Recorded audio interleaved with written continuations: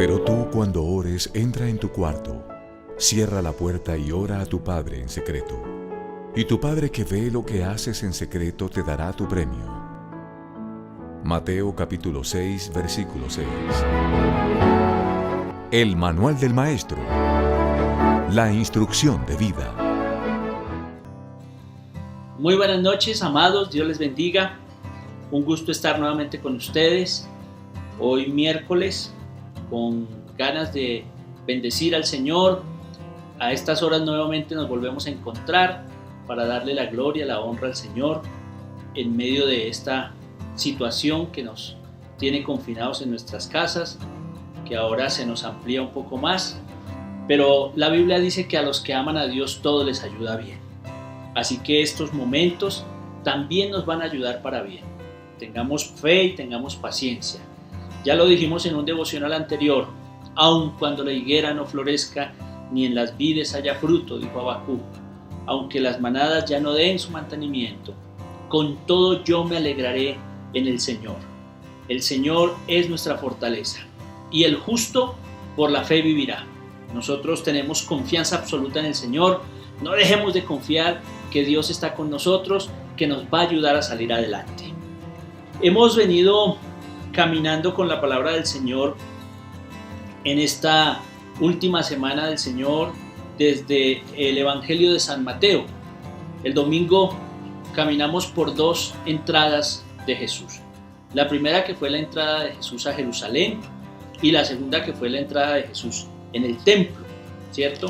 Dos entradas que, por cierto, le generan al Señor una crisis, un dolor, porque ninguno de los dos fue aceptado. ¿Sí?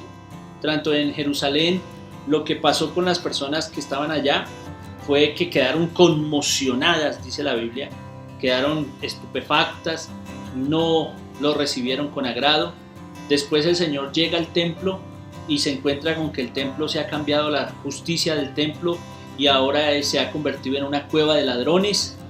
Luego, al otro día, ya hablando del lunes, el Señor al volver a Jerusalén se encuentra con una higuera que tiene hojas, que aparentemente tiene fruto, pero cuando la revisa no tiene fruto, y él termina maldiciendo la higuera, y al instante, según la versión de Mateo, al instante la higuera se secó. Esto de la higuera termina siendo una unión que hace Mateo para decirnos que la respuesta tanto del templo como de Jerusalén, que era la justicia, que era el amor, que era la misericordia, que era la adoración a Dios, no se había dado. Entonces el Señor acababa con ellos. Quiera el Señor que nosotros, entendiendo que las instituciones no funcionan, volvamos a la fe.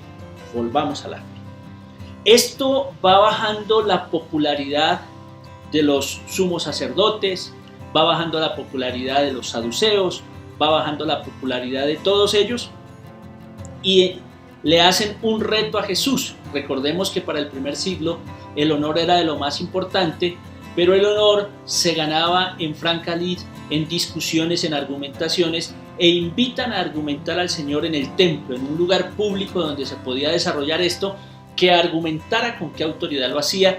Y el Señor les dijo: ok, yo les voy a decir con qué autoridad hago todo lo que hago, pero ustedes me van a responder una pregunta antes. Y empezó a hablar sobre el bautismo de Juan. ¿De dónde procede el bautismo de Juan? ¿Procede del cielo o de los hombres? Ellos, que se supone tienen que responderle a la sociedad porque ellos son los dirigentes, pues dicen: si le decimos que de Dios, nos va a decir que por qué no creímos. Si le decimos que de los hombres, pues nos va a echar la gente encima porque la gente creía que Juan era un profeta. Entonces, para evitarse esos problemas, dijeron: no sabemos. Y el Señor les dijo: bueno, pues yo tampoco les voy a contar con qué autoridad hago las cosas, y más bien les voy a hablar de 3 parábolas que van a demostrar lo que ustedes están haciendo, rechazando el reino de Dios. Y les habló de la parábola de un par de hijos en el que uno termina siendo desobediente. Les habló de la parábola de los viñadores malvados, que al ver que el padre envió a su hijo para reclamar lo que le correspondía de las utilidades de la viña, lo terminaron matando. Y habló del banquete de bodas en el que se inventaron personas muy prestantes, pero luego sacaron excusas para no ir, y el Señor mandó venir a todos los que estaban en la calle, mendigos y todo ese tipo de situaciones. Lógicamente la tensión, ustedes pueden imaginarse cómo se sienten los dirigentes de amenazados frente a la popularidad que está llegando Jesús, y cómo se sienten los dirigentes de atacados por el Señor. Esa tensión va subiendo. En el Evangelio de Mateo va subiendo, porque recuerden que vamos apuntando hacia el viernes, y el viernes el Señor va a ser sacrificado en la cruz, porque ellos ya no soportan más. Entonces, aquí vamos a tener desde el capítulo 22, desde el versículo 15 hasta el final del capítulo 22, nos vamos a encontrar con 4 preguntas supuestamente ingenuas que le hacen a Jesús, pero realmente de ingenuas no tienen nada. Esas 4 preguntas están buscando que el Señor caiga en sus respuestas y que tengan modo de cogerlo, modo de apresarlo, que tengan modo de juzgarlo. Entonces aquí, desde el versículo 15 del capítulo 22 hasta el final del capítulo 22, que se encuentra en el versículo 46, nos vamos a encontrar con 4 preguntas fuertes para el Señor. Sobre el tributo al César, sobre la resurrección, sobre el precepto más importante y sobre el Mesías. El Mesías. ¿Qué piensan acerca del Mesías? ¿De quién es el Hijo? Entonces, son 4 preguntas que van a tener 4 respuestas del Señor. La primera es sobre el tributo del César. Los fariseos se reúnen de una manera para enredarlo a Jesús con sus palabras, y le enviaron a algunos discípulos de ellos acompañados de los herodianos. ¿Sí? Entonces se unen posiciones opuestas, como los herodianos, que eran políticos seguidores de Herodes y que tenían el apoyo de Roma en cierto sentido, y se reúnen los fariseos, que eran contradictores, para buscar hacer caer a Jesús. Mire cómo está la tensión, mire cómo está la crisis en ese momento, que ya no soportan al Señor Jesús por ningún lado, y entre todos, aún entre ellos, se reúnen para buscarle la caída al Señor. Y lo primero que le preguntan es una cosa bastante difícil de responder. Maestro, le dicen: maestro, nos consta que eres sincero y que enseñas con fidelidad el camino de Dios, y que no te fijas en la condición de las personas porque eres imparcial. Versículo 16. Una adulación no sincera, una adulación falsa, porque recuerden que la pregunta es intencional para que él caiga. Entonces no se confíen de esta adulación que le están haciendo al Señor. Y le preguntan: dinos tu opinión, ¿es lícito pagar tributos al César o no? Jesús, adivinando su mala intención, les dijo: ¿por qué me tientan, hipócritas? Mire, esa adulación no es algo que al Señor le agrade. Les llama hipócritas. Y les muestran la moneda del tributo. Le presentaron un denario y él le dijo: ¿de quién es esta imagen y esta inscripción? Contestaron: del César. Entonces el Señor les dijo: pues denle al César lo que es del César y a Dios lo que es de Dios. Al oírlo, se sorprendieron. Mira la respuesta del Señor. Si él hubiese respondido que no había que pagar impuesto, porque es por decir, el impuesto era el signo más fuerte que el pueblo judío tenía de la dominación de Roma sobre ellos. Entonces, si él dice que no hay que pagar impuestos, pues queda bien ante el pueblo. Un pueblo oprimido, un pueblo maltratado, un pueblo al que le están cobrando impuestos de una manera muy fuerte, muy brusca, pues queda amarrado. Pero si él dice que sí, que se pague impuestos, entonces el pueblo lo ve como una persona que los traiciona. Así que la pregunta es una pregunta difícil de responder. Sin embargo, el Señor sabiamente se le sale tanto al uno como al otro, porque él termina diciendo: bueno, ¿de quién es esta esfinge de la moneda? Pues del César. Bueno, entonces dele al César lo que es del César y a Dios lo que es de Dios. Recordemos el Salmo 24, que dice que de Jehová es la tierra y su plenitud y el mundo los que en él habitan. Él no se quiere meter con problemas políticos en ese instante, pero él sí tiene una cosa clara. Si Dios está por encima, todo es de Dios. Entonces, con esa frase, lo que realmente está detrás de la frase es que el Señor, cuando yo tengo a Dios en mi corazón, pues todo es de Dios. Todo es de Dios. Al César lo que es del César, lo político no lo junta con la relación con el Señor, con su Dios, y él le dice, pues todo es de Dios y del César no le corresponde nada, en otras palabras. Así que la gente entiende lo que el Señor está diciendo y ellos no lo pueden acusar. Si van ante el César, dice, él dijo que le dieran al César lo que es del César, y a la gente le dice, bueno, pues denle a Dios lo que es de Dios, y ellos tienen el concepto de los salmos que dice que de Jehová es la tierra y su plenitud y todo lo que en él habita. Entonces ha respondido de una manera en que no lo pueden atacar. El segundo ataque se da a través de unos saduceos, otros que en esa época hablaban sobre eso y que ellos negaban la resurrección. Entonces le empiezan a hablar, dice, Señor, en el Antiguo Testamento dice que si una mujer se casa con alguien y no tiene hijos y él muere, pues debe casarse con el hermano, y si este también muere y se debe casar con el otro hermano. En el reino de Dios, si eso fuese así, ¿con quién se casaría? ¿Cuál sería su verdadero esposo? Es una pregunta también que buscarle la piedrita en el zapato, buscarle la cascarita al Señor, y el Señor nuevamente les habla de una manera muy doctrinal. Les dice dos cosas: mire, ustedes desconocen la interpretación de las Escrituras, porque el Señor es todopoderoso y ustedes no están entendiendo que la vida espiritual no se puede comparar con la vida material. ¿Sí? Claro que hay resurrección, pero en esa resurrección ustedes no pueden comparar la vida que hoy llevamos con una vida que se va a llevar allá. No, señor, ustedes son los que no entienden las Escrituras. La vida después de la resurrección es una vida totalmente diferente a la que nosotros tenemos, en primer lugar. Y en segundo lugar, ustedes no entienden el proyecto de Dios, ¿sí? El poder de Dios. Otra vez quedan totalmente aterrados porque Él echa mano a textos del Antiguo Testamento para responderles y decirles que están totalmente equivocados. Segundo ataque, segunda respuesta. Tercer ataque, otra vez entonces aparecen los fariseos. Primero fariseos y herodianos. Luego en el segundo lugar son los saduceos los que vienen. Ahora otra vez los fariseos.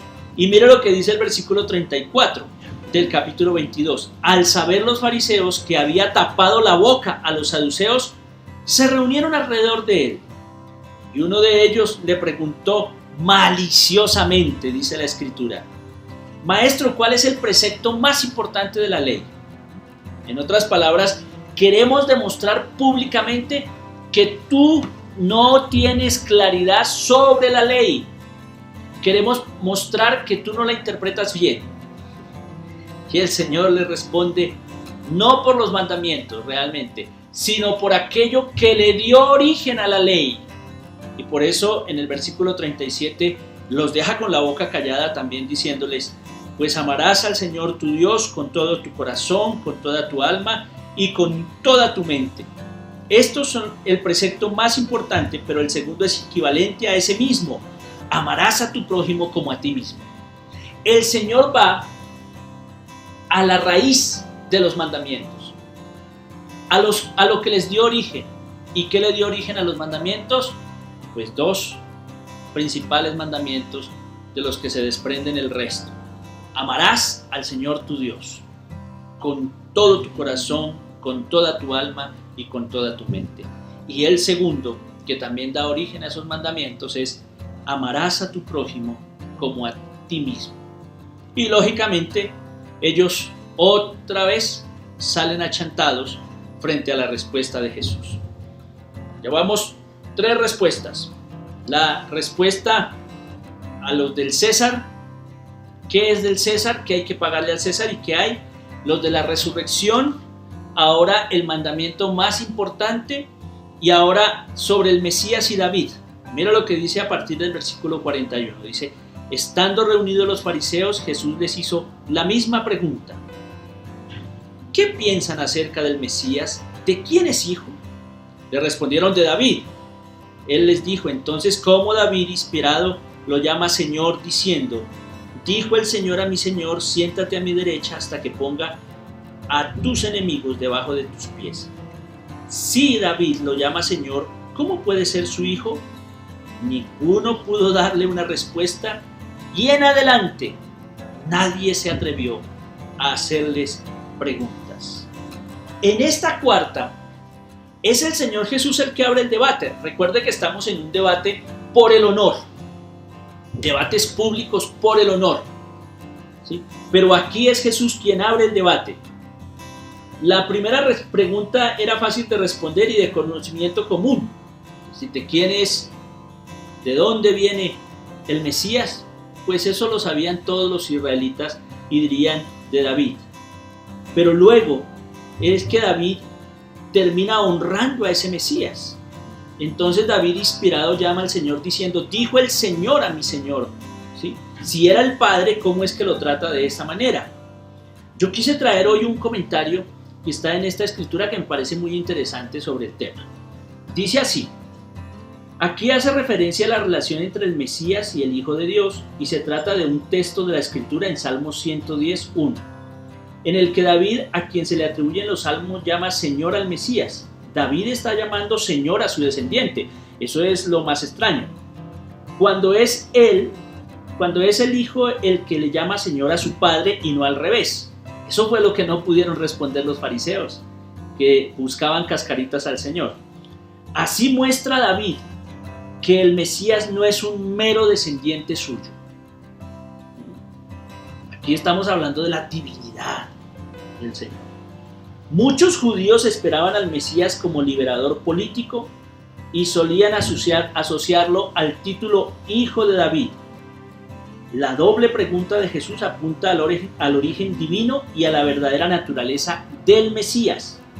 Jesús es Hijo de Dios, en razón del linaje humano, pero en su condición de Hijo de Dios es Señor de David y superior a él. La frase final muestra la sabiduría superior de Jesús para interpretar las Escrituras, y sus oponentes, que presumían de un gran conocimiento, son reducidos al silencio. 4 preguntas en las que los fariseos, los saduceos, los herodianos mejor dejaron a Jesús quieto, porque entre más les preguntaba, más subía su honor delante de la gente y más bajaba el de ellos. Ay, amados, hemos creído en el Salvador del mundo. ¿Sí? Hemos creído en el Señor. Por más tensión que hubo, Él siempre salió avante. Y es en el que nosotros hemos creído. Hoy la vida nos tiene bajo tensión, bajo crisis, bajo problemas. No nos vamos a dar por vencidos. Vamos a seguir confiando en aquel que dijo: yo soy el que soy.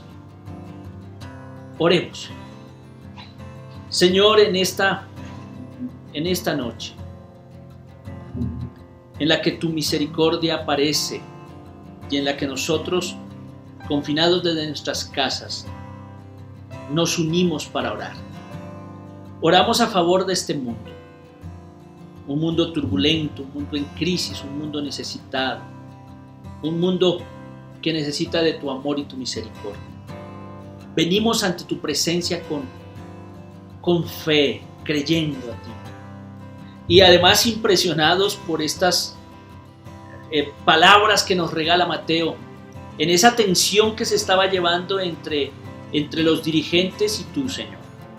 Pues hoy, una vez más, declaramos que tú eres el victorioso, el Hijo de Dios, el Salvador del mundo. Una vez más declaramos que tú eres el Santo. Te amamos, Señor, y hoy, con nuestro corazón abierto, venimos ante ti para decirte que tú eres nuestro Mesías, que tú eres nuestro Salvador. En tiempos de alegría eres nuestro Salvador. En tiempos de prueba eres nuestro Salvador. En tiempos de angustia, eres nuestra salvación, nuestro Salvador, y en tiempos de pandemia, eres nuestro Salvador. Señor, te amamos con todo el corazón y seguimos intercediendo a favor del mundo. Amén y amén. No olvidemos una cosa, mañana jueves, 3 de la tarde, una gran reunión a las 3 de la tarde. Yo quiero verles a todos conectados.